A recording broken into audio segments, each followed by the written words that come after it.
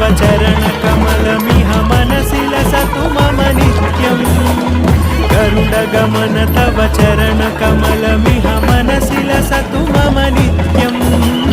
मनसि लसतु मम नित्यम् मम तापमपाकुरुदेव मम पापमपाकुरुदेव मम तापमपाकुरुदेव मम पापमपाकुरुदेव